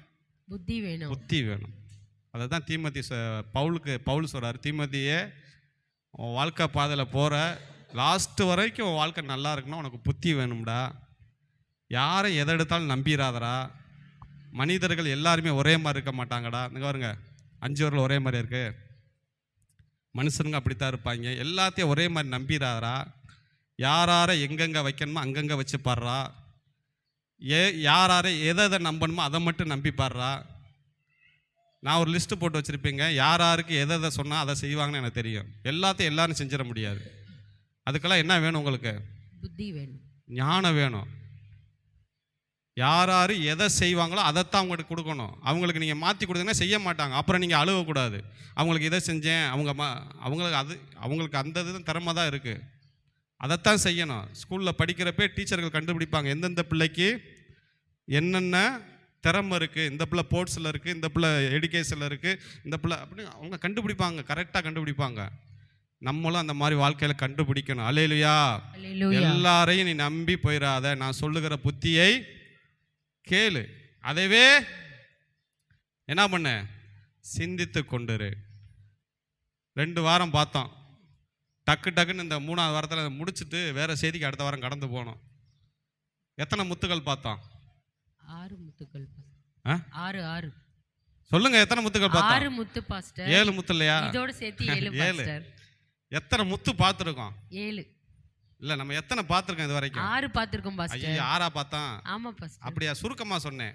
விலாவரியா சொன்னது 3 பார்த்துருக்கோம், 4 தான் பார்த்துருக்கோம். முதலாவது கிறிஸ்து இயேசுக்குள்ள, முதலாவது சுருக்கமாக சொல்லிடுறேன். ஒரு பெரிய முனிவர், ஒரு யோகி இருந்தார், கர்த்தருடைய பாதத்தில் ஜெபிக்கிற மனுஷன். அவங்கிட்ட ஒரு வாலிபன் போகிறான், இயேசுவை ஏற்றுக்கொண்டு வாழ்க்கையில் சாதிக்கணும் போகிறான். போய் அவர்கிட்ட கேட்குறேன், ஐயா நான் வாழ்க்கையில் நல்லா இருக்கணும், முன்னேறணும், அதுக்கு ஏதாச்சும் எனக்கு சொல்லுங்கன்னு சொல்கிறப்ப அவர் என்ன பண்ணுறாரு, 6 முத்தை கையில் கொடுத்து 7ஆவது முத்தையும் கொடுக்குறாரு. தம்பி, இந்த 7 முத்தை நீ வச்சுக்கோ, பக்கத்தில் ஒரு குளம் இருக்குது, ஒவ்வொரு முத்தாக போய் போடு, அதுலேருந்து சில உருவங்கள் வரும். ஒவ்வொரு முத்தா போடையில் ஒவ்வொரு உருவங்கள் வந்து உனக்கு என்ன பண்ணும், ஆலோசனை சொல்லும். உன் வாழ்க்கையில் எப்படி நீ சக்ஸஸாக இருக்கணும், முன்னேறணும் ஆலோசனை சொல்லும். 6 முத்தை போடணும், 7ஆவது முத்தை போட்டுறக்கூடாது. எக்காரந்த கொண்டு அப்படின்னு சொல்லி இதெல்லாம் நம்ம பார்த்துட்டோம். நான் சுருக்கமாக சொல்லுவேன். போய் அதே மாதிரி குளத்துல ஜெபம் பண்ணி ஒரு முத்தை போகிறப்ப யார் வந்தார்? அப்பா அவருடைய அப்பா வராரு. அப்பாவை பார்த்தோன்னே ரொம்ப சந்தோஷம். அப்பா நீங்களாப்பா, இந்த மாதிரி முனிவர்கிட்ட போனேன் பண்ணானே. அப்பா சொல்கிறாரு, சொல்லுங்கப்பா, எனக்கு நல்ல ஆலோசனை சொல்லுங்கப்பா. அப்பா என்ன சொன்னார்? இந்த பூமியில் இருக்க வரைக்கும் நான் உன்னைய பார்த்துக்கிட்டேன், நான் உன்னைய உணவு தந்தேன், உட தந்தேன், எல்லாம் தந்தேன்டா. ஆனால் நான் இப்போ மறிச்சு போயிட்டேன், அதை பற்றி நீ கவலைப்படாத, உனக்கு பரலோக அப்பா இருக்கார். அல்லேலூயா. இந்த உலகத்தில் அனாதை என்று சொல்கிற எல்லாத்துக்கும் யார் இருக்கா? பரலோகத்தில் ஒரு அப்பா இருக்கிறார். அவரை நீ விசுவாசி, அவரை நம்பு அப்படின்னா. அப்போ அவன் கேட்குறான், அதுக்கு நான் என்னப்பா செய்யணும்? அவரை பிரியப்படுத்த நான் என்ன செய்யணும்? ஒன்றும் செய்ய வேணாம்டா, ஒன்று பண்ணு. அவர்கிட்ட நீ என்ன பண்ணணும்? அன்பா மட்டும் இருடா. அல்லேலூயா. அன்பு திரளான பாவங்களை என்ன பண்ணுமா? மூடும். அன்பா மட்டும் இருடா. உன் தேவனாய கர்த்தரிடத்தில் முழு பலத்தோடும் முழு ஆத்மாவோடும் அன்பு கூறு. அதை தாண்டா அவங்கள்ட்ட எதிர்பார்க்கிறாரு. அவர்கிட்ட நீ வேற எதுவுமே எதிர்பார்க்காதரா. அவர் பெரிய கல்லோ மண்ணோ அதெல்லாம் கிடையாதுடா. அவர் ஜீவனுள்ள தேவன். இன்னைக்கு மனுஷனுடைய அன்புக்காக ஏங்குற தெய்வம்டா. நீ அவர்கிட்ட அன்பு மட்டும் கூறுறா. அல்லேலூயா. உனக்காண்டி என்ன செஞ்சாரு? சிலுவையை சுமந்து எருசலேம் வீதியில் கடைசி ரத்தத்தை சிந்தினாரா. ஏன்? உன் மேலே வச்ச லவ், அந்த அன்பு தாண்டா. அதே மாதிரி நீ என்ன பண்ண? அவர்கிட்ட அன்பா இருக்கணும். அன்பு கூறு. ஒரு ஸ்கூலில் ஒரு பையன், அவன் கண்ணம்லாம் தீயில கறி வெந்து போயிருக்குமா. வெந்து போனோடனே எல்லாரும் அவனுக்கு பட்ட பேர் சொல்லுவாங்களாம். வடி மூஞ்சி மகனே, வடு மூஞ்சி மகனே சொல்லுவாங்களாம். இவனுக்கு ரொம்ப மன உளைச்சல் பையனுக்கு. ஒரு நாள் பேரண்ட்ஸ் டே, அதுக்கு எல்லா தாய் தகப்பன் வந்தாங்களாம் அழகழகா. அப்போ இந்த அம்மா வந்து நின்றுச்சான். அந்த அம்மா தீ பற்றியோட அப்படின்னு. அப்போ மற்றவங்களோட அம்மா முகத்தை பார்க்குறானா, தான் அம்மா முகத்தை பார்க்குறானா. பையனுக்கு ரொம்ப இதாயிருச்சான். மற்ற அம்மாலாம் அழகாக இருக்காங்களே, எங்கள் அம்மா அப்படி இருக்கே அப்படின்னு வீட்டில் போய் ரொம்ப சோகமாக உட்காந்துருந்தானா. அவங்க அம்மா கேட்டுச்சான், என்னடா இப்படி உட்காந்துருக்க, ஏன் இப்படி உட்காந்துருக்க? இல்லைம்மா, நீ ஏம்மா என்னைய பெத்த, நான் வேறவங்களுக்கு பிறந்ததான் நல்லா இருந்திருக்கணும்மா, ஏன்டா அப்படின்னு கேட்டுச்சான். எல்லா அம்மாவும் அழகாக இருக்காங்க, நீ ஏம்மா அப்படி இருக்கிற, எல்லாம் வடுமூஞ்சிமானே வடுமூஞ்சின்னு சொல்கிறாங்கம்மா நானே. உடனே அம்மா ஒரு பெட்டியை திறந்து ஒரு போட்டாவை எடுத்துச்சான். போட்டாவை காட்டினப்ப பார்த்தா அவங்க அம்மா நல்லா சூப்பராக அழகா, அப்படி கல்யாணம் போட்டாவை காட்டப்போ அழகாக இருந்துச்சான். ஏம்மா இது நீயா, நீ தான் அப்படி இருக்கியா, ஏம்மா அப்படி அப்படின்னப்ப அப்போ சொல்லிச்சான், டே நீ பிறந்து கொஞ்ச நாளில் தொட்டியில் படுத்துக்காம நம்ம வீட்டில் தீ பிடிச்சிருச்சுடா. தீ பிடிச்சி நம்ம வீடு எரியிறப்ப எல்லாரும் சொன்னாங்க, உள்ளே போகாத, உன் பிள்ளை செத்து போனான்னு போட்டோம், நீ போனேன்னா நீயும் செத்துருவ, இன்னொரு கூட பிள்ளைய கூட பெற்றுக்கோ, போகாதன்னு சொன்னப்ப அதெல்லாம் மீறி தாண்டா நான் உள்ளே வந்தேன். உள்ளே வந்து உன்னை கட்டி அணைச்சேன்டா. என் மயன் தீயில கூட நான் எடுத்து அப்படி வர்றப்ப தீ அந்த நிலக்கட்டை என் மேலே விழுந்து தாண்டா இப்படி ஆகி போச்சு சொல்கிறா. இது யாருக்காகடான்னப்ப பையன் கட்டி பிடிச்ச அம்மா அழுதானா, அம்மா சாரிம்மான்னு. அல்லேலூயா. இயேசு சிலுவையில் நிர்வாணமாக தொங்கி ரத்தம் ஒரு பக்கம் மண்டையில், ஒரு பக்கம் கை கால், அதெல்லாம் யாருக்காகன்றீங்க? நமக்காக, உங்களுக்காக தான். அல்லேலூயா. அந்த தெய்வத்தில் நீங்கள் என்ன பண்ணணும் சொல்லுங்க? அன்பு கூறணும். எனக்காக மரிச்சிராண்டவரே, எனக்காக. நான் எங்கள் அப்பா, என் நண்பன் கூட சில நேரம் என்னை புரிஞ்சுக்கிற மாட்டேன், ஆனால் எனக்காக வந்து அன்பு கூறினே, அந்த தெய்வத்திட்ட நீ என்ன பண்ணணும்? அன்பு கூறணும். அல்லேலூயா. நீங்கள் அன்பு கூர்ந்தீங்கன்னா நீங்கள் ஜெபம் பண்ணாமல் இருக்க முடியாது. அவரை நேசித்துட்டீங்கன்னா நீங்கள் ஜெபம் பண்ணாமல் இருக்க முடியாது. அவரை நேசிக்க ஆரம்பிச்சா நீங்கள் வேதம் வாசிக்காமல் இருக்க முடியாது. அவரை நேசித்தீங்கன்னா நீங்கள் ஊழியம் செய்யாமல் இருக்க முடியாது. அடுத்த ஆளுக்கு இயேசுவை பற்றி சொல்லாமல் இருக்க முடியாது. அதாங்க அன்பு. இல்லை வாரத்துக்கு ஒரு நாள் நான் வந்து கடமைக்கு வருவேன், சர்ச்சுக்கு வருவேன், போவேன், 6 நாளும் நான் அப்படி தான் இருப்பேன், 7வது நாள் தான் ஆண்டவரை தேடுவேன்னா அது அன்பே கிடையாது. உங்கள் வீட்டில் ஒரு பிள்ளைங்க இருக்குது, பிள்ளைய வருது வேலைக்கு போகுது வருது, அம்மாவை என்னான்னு கேட்க, அப்பா என்னன்னு கேட்க மாட்டேங்குதுன்னா அந்த வீடு எப்படிங்க இருக்கும்? பெத்த பிள்ளைங்க கேட்க மாட்டேங்குதுன்னு தாய் தகப்பன் இருப்பாங்களா? அதான் நாங்கள் ஆண்டவருடைய அன்பு. எத்தனை பேருக்கு நான் சொல்கிறது புரியுது? அல்லேலூயா. ஆண்டவர் சொல்கிறாரு அன்பு கூறணும். அதான் பாட்டு போகிற, அன்பு கூறுவே இன்னும் அதிகமாய் ஆராதிப்பே. அன்பு கூர்ந்துட்டு அவங்க ஆராதனை வித்தியாசமாக இருக்கும். அன்பு கூர்ந்துட்டிங்கன்னா வேடிக்கை பார்த்துட்டுலாம் அப்படி ஆதாரிக்க மாட்டீங்க.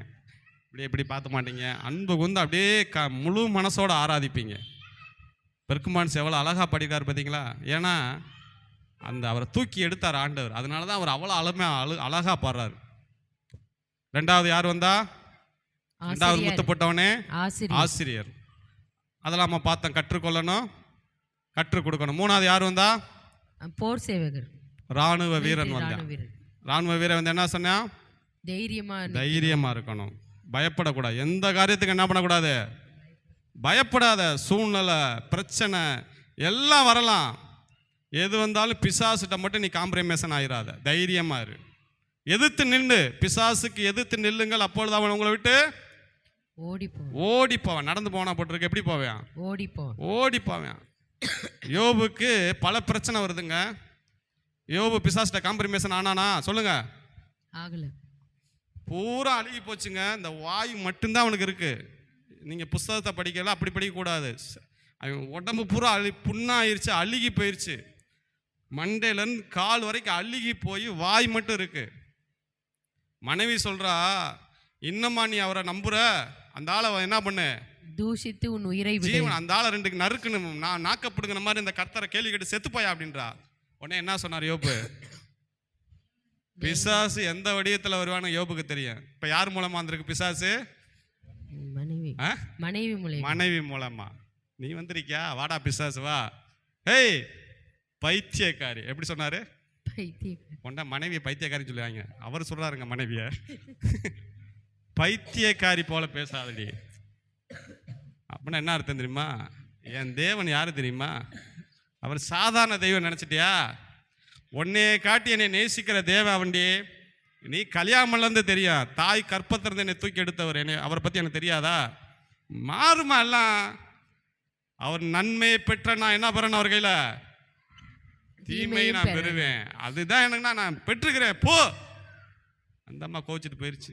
அப்புறம் திருப்பி வந்து மறுபடியும் 10 பிள்ளை பத்துச்சு. அது என்ன கதைன்னு எனக்கே தெரியல. மொத்தம் 20 டெலிவரிங்க யோபு மனைவிக்கு. எத்தனை டெலிவரி? மொதல் 10 பிள்ளை, ரெண்டாவது 10 பிள்ளை, 20 டெலிவரி, சுகப்பிரசவம். ஒரு டெலிவரிக்கே நம்ம பிள்ளைகளாம் ஆடுதுங்க. அடுத்து குழந்தையே வேணாம் பாஸ்டர், நான் இதோட முடிச்சுக்கிறேன். ஒரு குழந்தைக்கே பாடாப்படுத்துதுங்க. 20 டெலிவரிங்க அந்த அம்மாவுக்கு. 20 பிள்ளைய பெற்றுருக்கு பாருங்க. நான் பார்த்த நர்ஸெல்லாம் பாராட்டினேன். எப்படிமா 20 பிள்ளைய சலிக்காமல் அந்த அம்மாவுக்கு பெற்று கொடுத்தீங்க பாருங்க. அதெல்லாம் ஆசீர்வாதம். அடுத்து யார் வரா? விளையாட்டு வீரர் நண்பர்கள் வராங்க. அவங்க வந்து போட்டுக்கிட்டு அப்படி இப்படின்றாங்க. நீ எப்படி இருந்த இப்படி ஆகிட்ட, அப்படி ஆகிட்ட, தேவன் கையில் இப்படி இருந்து இப்படி ஆகிட்டே, அப்படி இப்படின்னு சொல்லல. யோபு என்ன சொன்னேன்? அப்படியே கற்பனை பண்ணி பாருங்களேன். உடம்பெல்லாம் சிறங்குங்க, உடம்பெல்லாம் புண்ணு. இதுக்கு மேலே எவனுக்கு தண்டனை வரும் சொல்லுங்க? இதுக்கு மேலே ஒருத்தன் கஷ்டத்தை அனுபவிக்க முடியுமா? சொத்து போயிடுச்சு, பிள்ளை போயிடுச்சு, உடம்பெல்லாம் புண்ணு. இந்த வாய் மட்டும் அவனுக்கு இருக்கு. என்னதுமா சொல்கிறான்? செத்து போடான்றாங்க.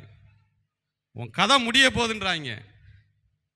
வாடா பிசாசு வந்துட்டியா? யோபு பார்க்குறேன். தைரியமான ஆளுங்க பிசாசு. செத்து போறேன்னா போயிட்டு போறேன். கொன்று போட்டால் அவர் மேல் எப்படி இருப்பேன்? விசுவாசமா இருப்பேன். கொன்று போட்டால் அவர் மேல் நம்பிக்கையா இருப்பேன். கர்த்தர் பார்த்தாரு பிசாசு பத்தியா?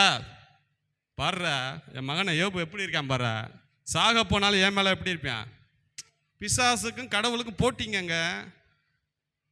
சொல்லிட்டான், ஜீவனை மட்டும் நீ எடுத்து பாருவேன், அவன் உன்னை மறுதளிச்சிருவான்றான். ஆண்டவர் சொல்றாரு, இந்த ஜீவனை எடுக்க. அப்பதான் சொல்றேன், நான் கொன்று போட்டாலும் யார் மேல நம்பிக்கையா இருப்பேன்? கர்த்தர் மீது நம்பிக்கையா இருப்பேன். பிசாசு வெக்கப்பட்டு போனேன். ஐயோ முரட்டு விசுவாசமா இருக்கேன்னு சொல்றான். என் சொந்த கண்ணு, என் அந்நிய கண்ணுங்களை என் சொந்த கண்ணை என்ன பண்ணும்? லாசா சொன்ன மீட்பர் உயிரோடு இருக்கிற. அல்லேலூயா. யோபு நின்னாங்க ஸ்ட்ராங்கா. உபத்திரத்துல எப்படி இருக்கணும்? பொறுமையா இருக்கணும். என்ன வேணாலும் சொல்லுங்கடா. டாக்டர் சொல்லுங்க, அது சொல்லு, இது சொல்லு, இன்னும் அரை மணி நேரத்தில் சாக போறேன்னு கூட சொல்லு. நீ எப்படி இருக்கணும்? பொறுமையா இருக்கும், தைரியமா இருக்கணும். யோபு நின்னால தைரியமா வா வந்து பாரு. அதுதான் ராணுவ வீரன் சொன்னான். எந்த நிலை நீ எப்படி இருக்கணும்? தைரியமா இருக்கணும், தாக்கு பிடிக்கணும். ஒரு தலைவலி வந்தா விடவே அலக்கழிக்க கூடாது. ஐயோ ஐயோ தலைவலி, ஐயா தலை, ஐயா தலை, ஐயா விடவே போட்டு அலக்கழிச்சுக்கிட்டு. தலைவலி வந்தா நிம்மதியா ஒரு மாத்திரையை போட்டு என்ன பண்ணிடணும்? படுக்கணும். போராடம் பூரா எனக்கு தலைவலி, எனக்கு தலைவலி, எனக்கு தலைவலி. தலைவலி பார்க்க ரொம்ப நம்மளை பிடிச்சிக்கிருச்சு போல, நம்ம போகவே கூடாதுன்னு உட்காந்துக்கிறோம். சளி பிடிச்சிருக்கு. சிலர் கேட்டிங்களா என்ன பிரச்சனை? சளி எனக்கு பிடிச்சிருக்கு. அப்போ உனக்கு பிடிச்சிருக்குல்ல, புரியுதா நான் சொல்கிறது உங்களுக்கு? நான் சொல்கிறது புரியுதா உங்களுக்கு இல்லையா? புரியுது பாஸ்டர். ஒரு பொருளை உங்களுக்கு பிடிச்சாதான் வச்சுக்கிருவீங்க. நீங்கள் என்ன சொல்கிறீங்க? சளி எனக்கு பிடிச்சிருக்கு. உனக்கு தான் பிடிச்சிருக்குல, அப்புறம் எப்படி உன்னை விட்டு போகும்? புரியுதா புரியல நான் சொல்கிறது? சளி பிடிச்சிருக்கா, சளி எனக்கு பிடிக்கலைங்க அப்படின்னு சொல்லணும். சளி பிடிச்சிருக்கு, அது பார்க்கும். பரவாயில்ல, நம்மளையாச்சும் தக்கா நேசிக்குது, நம்ம இங்கே இருந்துக்கிறோன்னு இருந்துக்கிறோம். 4வது யாரும்? அப்புறம் 3வது இராணுவ வீரர் சொன்னேன். எந்த நிலையில் நீ எப்படி இருக்கணும்? தைரியமா இருக்கணும், பயப்படக்கூடாது. எந்த காரியத்துக்கு நீ என்ன பண்ணக்கூடாது? பயப்படாத. வானமே இடிஞ்சு விழுந்தால் நீ எப்படி இருக்கணும்? விசுவாசமா இருக்கணும். அடுத்து எப்பக்கம் உனக்கு நெருக்க வந்தால் நீ தைரியமா இரு, என்னையே பாரு. 4வது யார் வந்தா? விளையாட்டு வீரர் மல்யுத்த வீரர் வந்தார். அவர் சொன்னார், தம்பி எல்லாத்துக்கும் ரூல்ஸ் இருக்கு தம்பி. எந்த விளையாட்டு விளையாண்டாலும் என்ன இருக்கு? ரூல்ஸ் இருக்கு. எல்லாத்துக்கும் ரூல்ஸ் இல்லாமல் நீ வாழ்க்கையில் ஜெயிக்க முடியாது தம்பி. எதை எடுத்தாலும் ரூல்ஸாக செய்யணும், கரெக்டாக செய்யணும். கர்த்தருடைய காரியத்தில் நீ கரெக்டாக இருக்கணும். வேத வசனத்துப்படி வாழ்றியா, வேத வசனத்துப்படி நடக்கிறியா, வேத வசனத்துப்படி உன் வாழ்க்கையை கட்டமைக்கிறியா, எல்லாத்திலும் இருக்கணும். சபைனா ஒரு ஒழுங்கு இருக்கணும். சபைனா ஆராதிக்கும் போது எல்லாரும் கண்ணை மூடணும். கண்ணை மூட சொல்லல அந்த கண்ணு மாதிரி திறந்து இப்படி பார்க்கக்கூடாது. எல்லாத்துக்கும் ஒழுங்கு இருக்கு. ஒழுங்கு இல்லாமல் எதுவுமே கிடையாது. அப்போ அந்த சட்டத்தை நீ கொண்டு வரணும். அல்லேலூயா. சரி, 5வது வாசிங்க. மேலும் ஒருவன் மல்யுத்தம் பண்ணினாலும் அது இல்ல, அடுத்தது 5. பிரயாசப்பட்டு பயிரிடுகிறவன் பலனில் முந்தி பங்கடைய வேண்டும். இதுக்கு யாரு வந்தா? 5வது மூத்தப்படையில யாரு வந்தா? விவசாயி வந்து அப்படியே நிற்கிறாரு. அப்போ அந்த பையன் கேட்குறான், ஐயா விவசாயி எனக்கு எதாவது ஆலோசனை சொல்லுங்கன்னு சொன்னார். அப்போ சொன்னார், தம்பி நான் ஒரு விதையை எடுத்துகிட்டு போய் நிலத்தில் போடுறப்ப டக்குலாம் முளைக்காது தம்பி. நிலம் யாரை நம்பி இருக்குது? வானத்தை நம்பி இருக்கு. வானம் யாரை நம்பி இருக்கிறது? கர்த்தரை நம்பி. எதை வச்சாலும் வாழ்க்கையில் யாரை நம்பு? கர்த்தரை மட்டும் நம்பு, அதையே செய்யு. ஏதோ வாழ்க்கையில் எதை செஞ்சாலும் கர்த்தரை நம்பு. 2வது, நான் என்ன விதை போட்டேனோ அதுதான் என்ன பண்ணுவான்? முளைக்கும். மனுஷன் எதை விதைக்கிறானோ நன்மையை மட்டும் விதை தம்பி. தீமையை ஒரு நாள் விதைச்சிடாத. ஒரு நாள் மற்றவங்களுக்கு இத்தவங்களுக்கும் வேற மாதிரி தீமையை விதைக்காத. நன்மையை மட்டும் விதை. நன்மையை ஜாக்கிரதையாக தேடுகிறவன் தயவு பெறுவான். நீ போடுற விதை நன்மையான விதையா இருக்கணும் தம்பி. உன் வாழ்க்கையில் நன்மையை விதை, நம்பிக்கையோடு விதை, ஜெபமா நம்பிக்கையோடு பண்ணு, ஆண்டவரா நம்பிக்கையோடு விசுவாசி. உன் வாழ்க்கையில் எல்லாமே நடக்கும். நாங்கள் இன்னைக்கு விதையை போட்டு நாளைக்கு அறுக்கணும்னு நினைக்க மாட்டோம். அதுக்கு சில நாட்கள் ஆகும். நீ ஒரு ஜெபம் பண்ணா உடனே கிடைக்கும்னு எதிர்பார்க்காத. கர்த்தர் அதுவும் காலத்திலே என்ன செய்வார்? நேர்த்தியாக செய்கிற தேவன். ஒரு காரியத்தை ஜெபம் பண்ணா உடனே கிடைக்காது தம்பி. உடனே இன்னைக்கு விதையை போட்டு நாளைக்கு போய் நாங்கள் அறுக்க முடியாது தம்பி. அதுக்கு கொஞ்சம் காலம் எடுக்கும். தேவன் அப்படித்தான். அல்லேலூயா. ஆகவே ஒன்னே ஒன்று கற்றுக்க தம்பி. எந்த விதையை போடுறியோ அதைத்தான் நீ என்ன பண்ணுவ? வாழ்க்கையில் நன்மையை மட்டும் நினை தம்பி. தேவையில்லாததெல்லாம் விட்டு தம்பி. கலட்டி தூர ஏறி நடக்காததை நடந்த மாதிரி பேசுறது, ஒன்றும் இல்லாததை ஒன்றும் உருவாக்குறது, பிரிவினையை கொண்டு வர்றது, ஒருத்தருக்குள்ள ஒன்றும் இல்லாமல் ஏற்றி விடுறது, அவங்க இப்படி இவங்க இப்படின்னு அங்கே போய் சொல்றது, இதெல்லாம் விட்டு தம்பி. நன்மையை மட்டும் என்ன பண்ண? விதை. ஹல்லேலூயா. இங்கிட்டு பார்த்தா அக்கா சோத்திரம் சொல்றது, அங்கிட்டு பார்த்தா அவ கிடக்குறா மூஞ்சி அப்படின்னு போய் அவளை வைக்கிறது, அதெல்லாம் நன்மை கிடையாது தம்பி. நன்மையான விதை மட்டும் என்ன பண்ணு? விதை. அடுத்து 6வது முடிச்சிருவான். அந்த இது வாசிங்க. ஒரு பெரிய வீட்டிலே பொன்னும் வெள்ளியுமாய் பாத்திரங்களும் அல்லாமல் மரமும் மண்ணுமான பாத்திரங்களும் உண்டு. அவைகளில் சில கனத்திற்கும் சில கனவீனத்திற்கும் ஆனவைகள். 6வது முத்துல யாரு வந்தானா? பாத்திர வியாபாரி வந்தார். பாத்திர வியாபாரி சொல்றாரு, நான் உனக்கு ஒரு அட்வைஸ் சொல்கிறேன் தம்பி. என் கடையில் மண்ணு பாத்திரம் இருக்கும், இரும்பு பாத்திரம் இருக்கும், வெள்ளி பாத்திரம் இருக்கும், பித்தாளை பாத்திரம் இருக்கும், தங்க பாத்திரம் இருக்கும். எத்தனை பாத்திரம் சொல்லியிருக்கேன் உங்கள்கிட்ட? 5. 5. மண்ணு பாத்திரம், இரும்பு பாத்திரம், வெள்ளி, பித்தாளை, தங்கம்.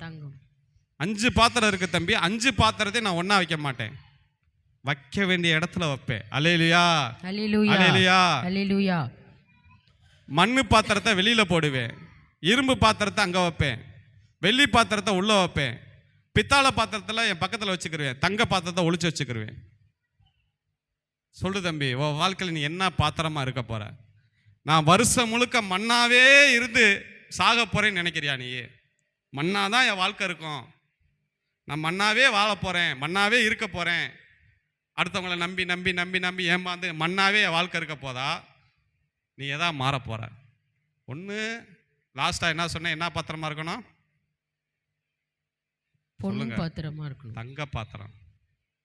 வெள்ளி கொஞ்சம் மதிப்பு இருக்கும், பித்தாளை கொஞ்சம் மதிப்பு, இரும்புக்கும் மண்ணுக்கும் மதிப்பு இருக்குமா? இல்லை. உன் வாழ்க்கை எப்படி அமைய போகுது? உன் பேச்சு, உன் நடக்க, உன் செய்கை எல்லாமே எப்படிப்பட்ட பாத்திரமா நீ வாழ போற? தம்பி, கனவீனமான பாத்திரம் இருக்கு, கனமான பாத்திரம் இருக்கு. கனவீனமான பாத்திரத்தை யாரும் மதிக்க மாட்டாங்க தம்பி, கனமான பாத்திரத்துக்கு மதிப்பு உண்டு. உன் வாழ்க்கையை ஆண்டவர் எப்படி உண்டாக்குனாரு?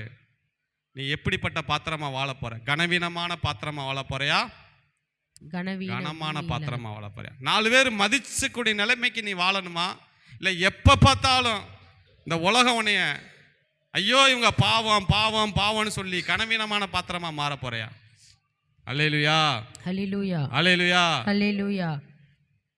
கனவீனமான பாத்திரம், கனமான பாத்திரம். நீ என்ன பாத்திரமா இருக்க போற? செலெக்ஷன் பண்ணு தம்பி. உன் வாழ்க்கை நீ எப்படி பண்ண போற? இரும்பு பாத்திரம் எங்க இருக்குன்னு சொன்னேன், மண் பாத்திரம் எங்க இருக்குன்னு சொன்னேன், வெளியில கிடக்கும். இரும்பு பாத்திரம் கொஞ்சம் உள்ள இருக்கும், வெள்ளி பாத்திரம் கொஞ்சம் அப்படியே ஸ்டெப்பா வரும், தங்க பாத்திரம் நான் உள்ள வச்சிருப்பேன். ஆண்டவர் உன்னை எப்படிப்பட்ட பாத்திரமா மாற்றணும்னு நினைக்கிறார்? நீ எப்படிப்பட்ட பாத்திரமா இருக்குன்னு நினைக்கிற? மனுஷனால் மிதிக்கப்பட்டு அவமானப்படுத்தப்பட்டு நெருக்கப்பட்டு இப்படிதான் என் வாழ்க்கை கடைசி வரைக்கும் மண் பாத்திரமா இருக்க போறேன்னு நினைக்கிறியா? இல்லைப்பா, இல்லை, நான் கொஞ்சமாக வெள்ளியாவது தங்கமாவது மாறன்னு முயற்சி பண்ண போறியா? உன் கையில் தான் தம்பி இருக்கு. இதை ஆண்டவர் மாற்ற முடியாது. ஆண்டவர் உண்டாக்கிட்டார் உன்னை ஒரு பாத்திரமா. நீ கனமான பாத்திரமா?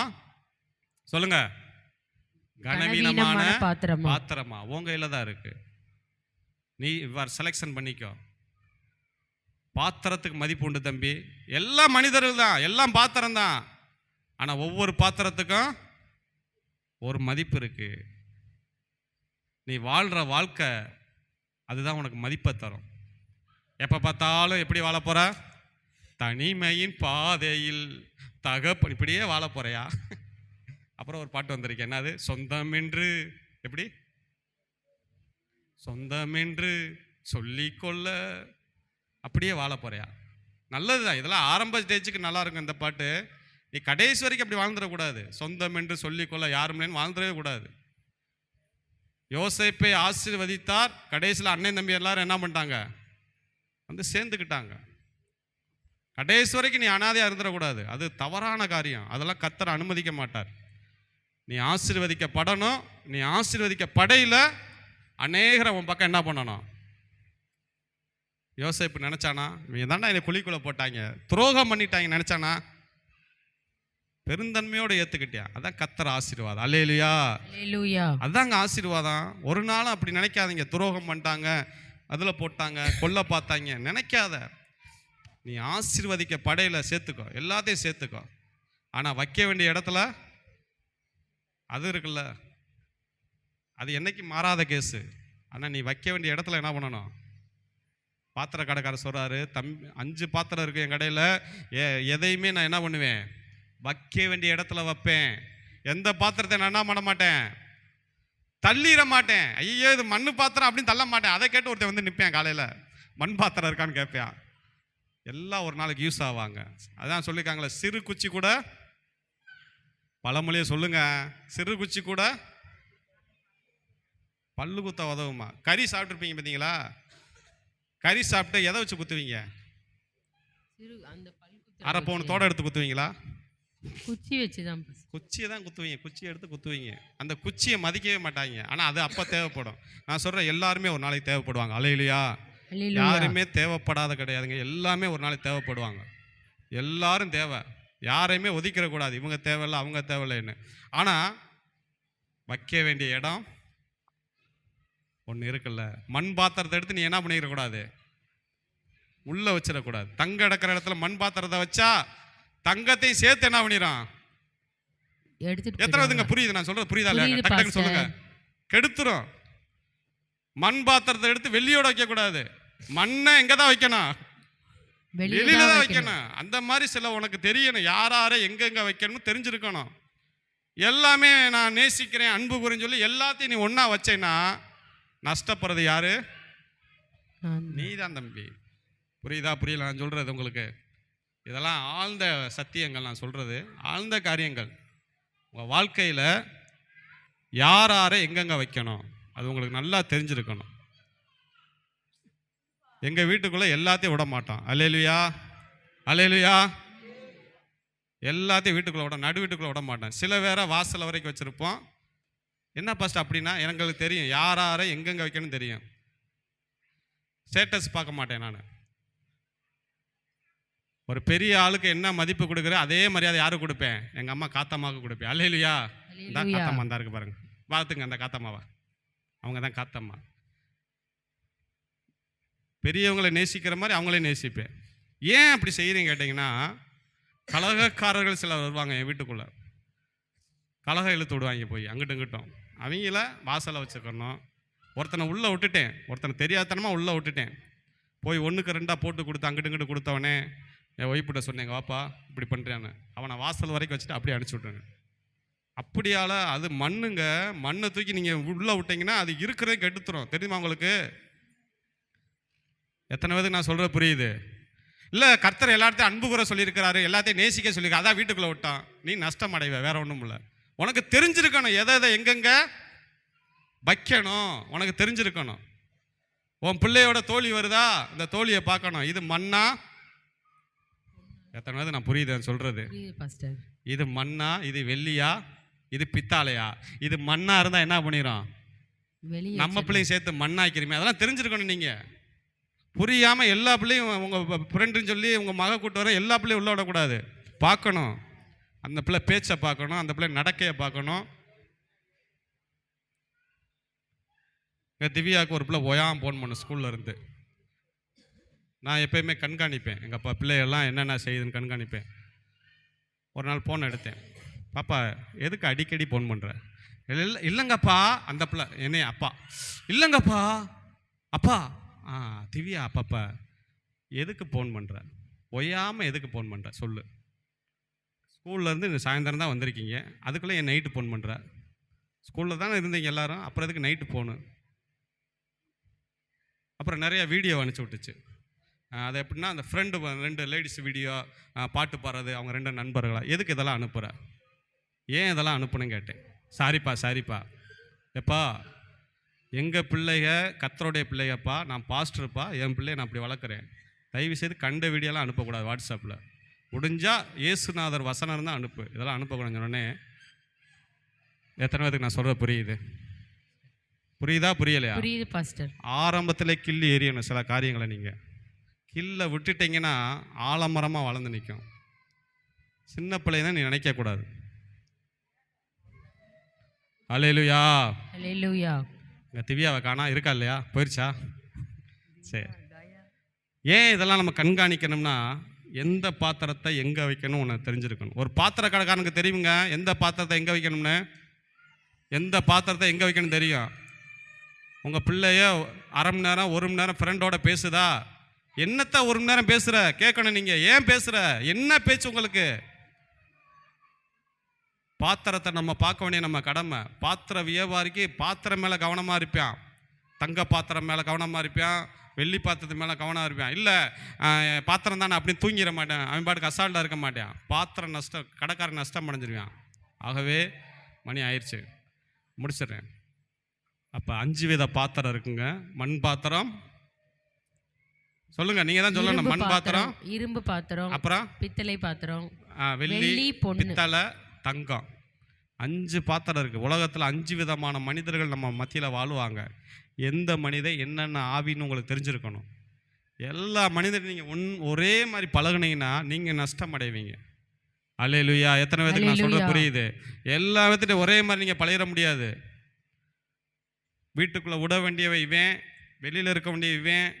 அவன் எனக்கு ஃபோன் பண்ணுவியான், நான் சொன்னாலும் ஃபோன் பண்ணியான். ஐயா எங்கே இருக்கிறீங்க? வீட்டுக்கு வளரேன். ஐயா நான் இந்த வீட்டில் தான் நான் இருப்பேன். இல்லை நான் வீட்டில் இல்லை, அந்த டீ கடைக்கிட்ட இருக்கேன்னு சொல்லி அங்கிட்டு கூடி பெட்ரோல் பங்க் கூடி இப்படி வந்து நிற்பேன். வீட்டுக்குள்ளே விடக்கூடாது. ஏன்னா அவன் ஆவி சரியில்லாத ஆவி. பஸ்ஸை இயேசு கிறிஸ்து சொல்கிறாரு, புறாக்களை போல எப்படி இருக்கணும்? அதையும் சொல்ல மாட்டீங்க. புறாக்களை போல எப்படி இருக்கணும் சொல்லுங்க. கபடற்றவளாக இருக்கணும். சர்ப்பம் போல எப்படி இருக்கணும்? வினாவை போல. பார்த்து இங்கே வந்து பாம்பை நம்ம கூட சேர்த்துக்கிறாருங்க. பாம்பை பூரா பைப்பில் எதிர்த்தாரு. இங்கே வந்து நீ எப்படிடா இருக்கணும்? பாம்பு மாதிரி இருக்கணும்டா. பாம்பு எப்படி இருக்கும்? அதையும் சொல்லக்கூடாது, நீங்கள் சொல்ல மாட்டீங்க. அலாட்டாக இருக்கும் பாம்பு. வாழ்க்கை அப்படி அலாட்டாக இருக்கணும் என்றைக்குமே. அதுதான் இதெல்லாம் சேர்ந்தது தான் என்னங்க நான் சொன்னேன். தீமோத்தேயுக்கு பவுல் சொல்கிறாரு, நீ என்ன செஞ்சுக்கோ. அந்த வசனத்தை மறுபடியும் வாசிங்க, முடிச்சிருவோம். 7 வாசிங்க. நான் சொல்லுகிறவைகளை சிந்தித்துக்கொள், கர்த்தர் எல்லா காரியங்களிலும் உனக்கு புத்தியை நான் சொல்லுகிறவளை சிந்தித்துக்கொள். எல்லா காரியங்களும் கர்த்தர் உனக்கு எதை தரணும்? புத்தியை தரணும். ஒரு காரியமா? எல்லா காரியங்களையுமா? எல்லா காரியத்திலும். கணவன்ல இருந்து பிள்ளைய வளர்க்கறது, குடும்பத்தை கட்டுறது, பிள்ளைய ஸ்கூலுக்கு அனுப்புறது, ஸ்கூல் பிள்ளைங்க ஃப்ரெண்டு, எல்லாத்துலயும் உனக்கு என்ன இருக்கணும்? புத்தி இருக்கணும். அதுதான் ரொம்ப முக்கியம். பிள்ளைய வளர்க்குறதெல்லாம் புத்தி இருக்கணும். இன்னைக்கு உள்ள உலகத்துல உன் பிள்ளைகளை வளர்க்குற புத்தி இருக்கணும். எல்லாத்திலும் கர்த்தர் உனக்கு என்ன தரணும்? புத்தியை தரணும். அல்லேலூயா, அல்லேலூயா. 2 பேர் வந்தாங்க என்கிட்ட போன வாட்டம். ஃபஸ்ட்டு எங்களுக்கு ஞானஸ்தானம் கொடுங்கன்னாங்க. ஜெபம் பண்ணி கேட்டு சொல்கிறேன், உங்களுக்கு ஞானஸ்தானம் கொடுப்போமான்னு. ஏன்னா சில பேர் எதுக்கு எடுத்தாலும் இந்த ஞானஸ்தானம் ஒரு பேசனா போயிடுச்சுங்க. இப்போ என்ன பண்ணுறாங்கன்னா, எதுக்கு எடுத்தாலும் ஞானஸ்தானம் கொடுக்கறது. அவங்க எதுக்கு கொடுக்குறாங்கன்னு உங்களுக்கு தெரியாது. ஸ்தாபனத்தில் கணக்கு கொடுக்குறக்காண்டி போய் இவங்களை போய் அந்த தலைவர்கிட்ட கொடுத்துருவாங்க. அவங்க பிடிச்சி இது எல்லா சர்ச்சில் இருக்கிற டிமாண்ட் என்னன்னு கேட்டிங்கன்னா, வருஷத்தில் எத்தனை பேர்த்துக்கு ஞானஸ்தானம் கொடுக்கணும், கூட்டு வா. பாஸ்டருக்கு, பெரிய பாஸ்டர் சொல்கிறாங்க, கொடு, நீ அப்போ தான் வந்து வளர்ந்துருக்கோம், சவ வளர்க்கணும்னு சொல்லி இவங்களும் கூப்பிட்டு போயிடுறாங்க. எப்படி கூப்பிட்டு போவாங்க? இந்த தூங்குனது, இந்த சர்ச்சு சரியாக வராது, இதெல்லாம் இழுத்துட்டு போய் என்ன பண்ணிடுறாங்க? பாஸ்டர் இந்த வளர்த்துட்டேன் பாஸ்டர், ஞானஸ்தானம் கொடுங்க. தண்ணிக்குள்ளே ஒரு முக்கி போயிட்டு அதுக்கப்புறம் அதோட வாழ்க்கையில் எத்தனை வாழ்க்கை தெரியுமா அப்படி சீரழிஞ்சு போச்சு உங்களுக்கு தெரியுமா? ஞானஸ்தானம் என்பது விளையாட்டு அல்ல. டக்குன்னு யாருக்கு என்ன பண்ணிடக்கூடாது? ஒருவர் மேல் சீக்கிரம் கைகளை வைக்காத, அவன் பாவத்துக்கு என்ன பண்ணாத, உடன்படாத. ஆண்டவர் சொல்வார், அவன்கிட்டையும் கணக்கு கேட்பேன், கொடுத்த உங்ககிட்டையும் கணக்கு கேட்பேன். தம்பி, விசுவாசம் உள்ளவனாகவே அவனுக்கு தான் என்ன பண்ணணும்? ஞானஸ்தானம் கொடுத்து அவன் ரட்சிக்கப்படணும். சும்மாலாம் நீ கொடுத்தேன்னு வச்சுக்கோ, அது ரொம்ப டேஞ்சர். அவங்க வாழ்க்கை எப்படி ஆயிரும். நான் சொன்னேன், சிஸ்டர் இப்போதைக்கு நான் உங்களுக்கு கொடுக்க மாட்டேன், எங்களுக்கு அந்த பாஸ்டர் கொடுக்குறேன். சரி இப்போ எடுத்துக்கங்க, போங்க போங்க. போய் எடுத்தாங்க. 1 மாதம்தான். அன்னைக்கு போட்டு அந்த அம்மா பட்டையை போட்டு வருது. நீ பார்த்துங்க. அதைத்தான் அந்த ஆள் கொடுத்து விட்டார். அந்த ஆள் உடனே சர்ச்சுக்கு வந்தோடனே கொடுத்துட்டார் ஞானஸ்தானம். அப்போ பாருங்க, ஞானஸ்தானம் என்பது ஞானம் பெற்ற பின் வருகிற ஸ்தானத்தை எடுக்கணும். அல்லேலூயா, அல்லேலூயா, அல்லேலூயா. நான் ஒரு தவறு பண்ணேன், அதுக்காக இன்னைக்கு வருத்தப்படுறேன். ஆரம்பத்தில் பண்ண தவறு, அதுலேருந்து நான் விழிச்சுக்கிட்டேன். ஒரு அம்மா கூப்பிட்டு வந்து சொல்லிச்சு, என் பையனை கட்டிக்கிறியா, ஞானஸ்தானம் கொடுங்கன்னு சொல்லிச்சு. எனக்கு உடன்பாடே கிடையாது, இருந்தாலும் கொடுத்து தொலைஞ்சிட்டேன். இன்னைக்கு அது இருக்கா? இன்னைக்கு பாருங்க, அவன் இன்னைக்கு அப்படி தான் இருக்கிறான். ஆகவே எல்லா காரியங்களும் தேவன் உனக்கு என்ன தரணும்? புத்தியை தருவா. ஏன்டா கேட்பாங்க, ஞானஸ்தானம் எடுக்கிறாங்களா? இல்லை யாரும் இல்லை. யாரும் எடுக்கல பாஸ்டர். இஷ்டம் இருந்தால் அப்படித்தான், உள்ளதே உள்ளதுன்று தான் சொல்லணும். எனக்கு தெரியும் யார் யாருக்கு கொடுத்தா யார் யாருக்கு கடைசி வரைக்கும் இருப்பாங்கன்னு. அந்த ஆவி எனக்கு தெரியுங்க. எல்லாத்துக்கும் டக்கு டக்குலாம் கொடுக்கக்கூடாது. வழிபோக்கர்கள் வந்து வர்றவங்களுக்கெல்லாம் ஞானஸ்தானம் கொடுத்தா அதோட மதிப்பு தெரியாம போயிடும். அல்லேலூயா. எல்லாம் கண்களை மூடுவோம். கடைசியில் 7வது எத்தனை முத்து பார்த்துருக்கோம்? 7 முத்துக்கள். 6 முத்து தானே ஸ்டாப் 6 முத்து பாஸ். 7வதும் பார்த்துட்டோம் பாஸ்டர். 7வது எங்கே பார்த்தா சொல்லுங்க. 7வது முத்து என்ன வசனம் சொல்லுங்க. புத்தியை தந்தருள்வார். கரெக்டாக சொல்லிட்டாங்க சிஸ்டர். 7வது முத்து அதுதான். 7வது முத்தை எல்லாரும் சேர்ந்து ஒரு தடவை வாசிப்போம். எல்லாரும் வாசிங்க. 2 தீமை தான் 7வது முத்து. வாசிங்க. நான் சொல்லுகிறவைகளை சிந்தித்துக்கொள், கர்த்தர் எல்லா காரியங்களிலும். நான் சொல்லுகிறவைகளை சிந்தித்துக்கொள். அந்த வசனத்தை எடுத்துட்டு இப்ப நான் சொல்லிட்டேன் பார்த்தீங்களா, 6 முத்தையும் நான் சொல்லுகிறதை கேட்டு. இப்போ எத்தனை முத்து சொன்னேன் உங்கள்ட்ட? 6 முத்து சொன்னேன் பார்த்தீங்களா. இதெல்லாம் நீங்க கேட்டு அப்புறம் சிந்தித்துக்கொள். அதேவே சிந்தித்துக்கொள். கர்த்தர் எல்லா காரியங்களிலும் உனக்கு புத்தியை தந்தருள்வார். எல்லாம் தலையில கை வைங்க. ஹல்லேலூயா. எல்லாம் தலையில கை வைங்க. ஒரு வசனத்தை இப்போ கிறிஸ்தவத்தில் ரொம்ப சாதாரணமாக பிடிச்சிக்கிறாங்க. பைத்தியமானவர்களே கர்த்தர் என்ன பண்ணாராம்? என்ன பாருங்கள் எல்லாரும். பைத்தியமானவர்களே கர்த்தர் என்ன பண்ணாராம்? சொல்லுங்க, வசனத்தை சொல்லுங்க. தேர்ந்தெடுத்தார். பைத்தியமானவர்களே கர்த்தர் தெரிந்து கொண்டா. ரைட்டு தான். பைத்தியமாக தான் நீ இருந்த உலகத்தில் உன்னை எடுத்துட்டாரு. நீ கடைசி வரைக்கும் எப்படி இருக்கக்கூடாது? பைத்தியமாக இருக்கக்கூடாது. இழிவானவர்களை, அதாவது ஞானிகளை வெட்கப்படுத்தும்படி தேவன் யாரை தெரிஞ்சு கொண்டாராம்? பைத்தியமான தெரிஞ்சுக்கிட்டான். ஆனா நீ வந்துட்டு பைத்தியமா இருந்துடக்கூடாது. அல்லேலூயா. அதுக்கப்புறம் உனக்கு புத்தியமான நடக்கணும். எல்லாம் தலையில கைவங்களேன். இது வரைக்கும் உங்க வாழ்க்கையில வந்த நஷ்டங்கள், தேவையில்லாத காரியங்கள் எல்லாமே எதால தெரியுமா? உங்க புத்தினால வந்தது தான். நீங்கள் தலையில் கை வச்சுக்கங்களேன். உங்கள் வாழ்க்கையில் வந்த நஷ்டங்களை சொல்கிறேன். உங்கள் வாழ்க்கையில் வந்த நஷ்டம், உங்கள் வாழ்க்கையில் வந்த கஷ்டங்கள் என்னையும் சேர்த்தான் சொல்கிறீங்க. என் வாழ்க்கையிலும் சில காரியங்கள் நடந்திருக்கலாம். எல்லாம் வந்தது இந்த புத்தினால தான். தேவன், எல்லாரும் சொல்லுங்கள், தேவன் எனக்கு சொல்லுங்கள், தேவன் எனக்கு புத்தியை தந்தருள்வாராக, புத்தியை தந்தருள்வாராக. இந்த 2025ஆம் ஆண்டில் இந்த 2வது மாதத்துலேருந்து தேவன் எனக்கு புத்தியை தந்தருள்வாராக. ஒருவேளை அந்த புத்தியை பாசம்னு ஒன்று மறைக்கலாம். உங்களை பாசம், அன்பு என்று மறைக்கலாம். எதுக்கும் இதாகாதீங்க, காம்ப்ரமைசன் ஆகாதீங்க. புத்தியை கர்த்தர் தரணும். உங்களுக்கு புத்தி தாங்க உங்களை வெற்றி உள்ள வாழ்க்கை வாழ வைக்க. மை ஸ்தோத்திரம் ஆண்டவரே, மை துதிக்கிறோம் ஆண்டவரே, மை ஸ்தோத்திரம் ஆண்டவரே. அல்லேலூயா. மை துதிக்கிறோம். தேவன், பவுல் சொல்றார் தீமோத்தேயுக்கு, தேவன் எல்லா காரியத்திலும் உனக்கு புத்தியை தந்தருள்வாராக. இங்கே இருக்கிற ஒவ்வொரு பிள்ளைகளுக்காக நான் ஜெபிக்கிறேன். ஒவ்வொரு குடும்பங்கள் சிறுபிலேருந்து பெரியவர் வரைக்கும் ஜெபிக்கிறேன். எல்லாத்துக்கும் புத்தியை தந்தரணும் ஆண்டவரே. புத்தியை தாங்க ஆண்டவரே. இது வரைக்கும் நஷ்டங்கள், இது வரைக்கும் தேவையில்லாத மன உளைச்சல்கள் எல்லாத்துக்கும் காரணம் ஆண்டவரே. அப்பா, எங்கள் கூட நீங்கள் இருந்தனால தான் ஆண்டவரே நாங்கள் இன்னும் நிர்மூலமாகாமல் இன்னைக்கு நின்று கொண்டு இருக்கிறோம். கர்த்தர் எங்களுக்கு நல்ல புத்தியை தந்து இதைவே சிந்தித்து கொண்டு இருக்கும்படி நாங்கள் ஜெபிக்கிறோம் ராஜா. உம்மே ஸ்தோத்திரம் ஆண்டவரே. அர்ப்பணித்தே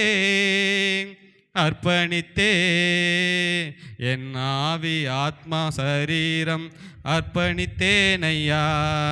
என் ஆவி ஆத்மா சரீரம் அர்ப்பணித்தேனையா. பாடுங்க எல்லாரும். அர்ப்பணித்தே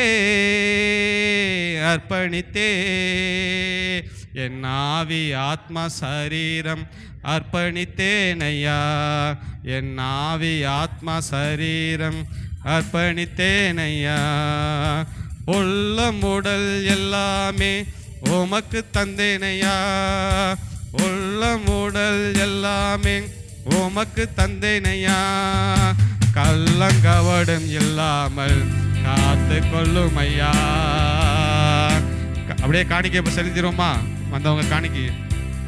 ஸ்தோத்திரம் ஆண்டவரே. அப்படியே காணிக்கை செலுத்துவோம். அர்ப்பணித்தே ஆவி ஆத்மா சரீரம் அர்ப்பணித்தேனையா. ஆவி ஆத்மா சரீரம் அர்ப்பணித்தேனையா.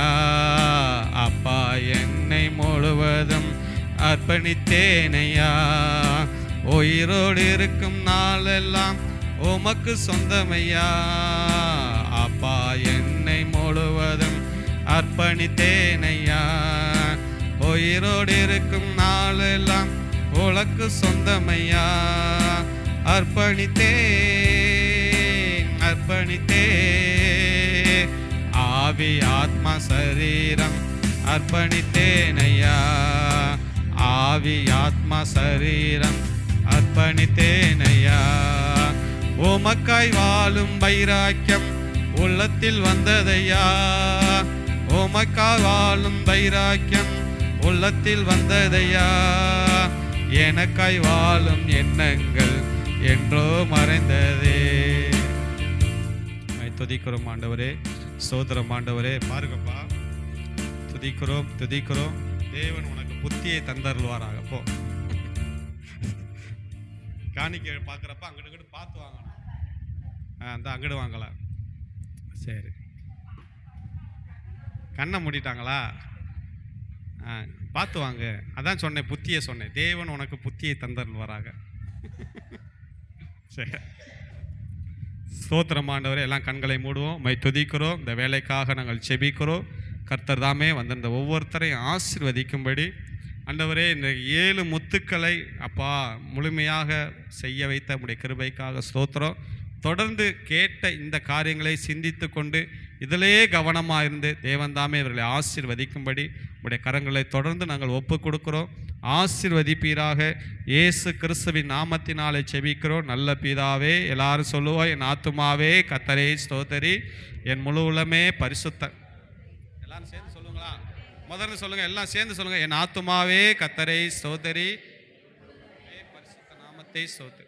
என் ஆத்துமாவே கர்த்தரை ஸ்தோத்தரி, கர்த்தர் செய்த சகல உபகாரம் மறவாதே. கர்த்தராகிய இயேசுவுடைய கிருபையும் பிதாவுடைய அன்பும் பரிசுத்தாவுடைய அநியாய்க்கு என்னென்னு சதா காலங்களும் அனைவரும் கூட இருப்பதாக. அல்லேலூயா.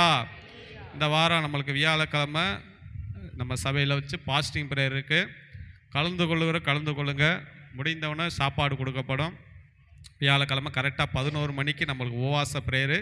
பல காரியங்களுக்காக நம்ம ஜெபம் பண்ண போகிறோம். புதிய வருஷத்தில் போன ஜனவரியில் வைக்க முடியாத நிலைமை ஆயிடுச்சு. இந்த மாதத்தில் நம்ம வைக்க போகிறோம். பல காரியங்களுக்காக ஜெபம் பண்ண போகிறோம். எல்லாரும் என்னை கவனிங்க. ஜெபிக்கிறதோடு நீங்கள் இணைந்து கொண்டால் உங்கள் ஜெப வாழ்க்கை ஈஸியாக இருக்கும். அல்லேலூயா. நான் சில நேரங்கள் எனக்கு ஜெபம் ஜெபிக்க முடியாது.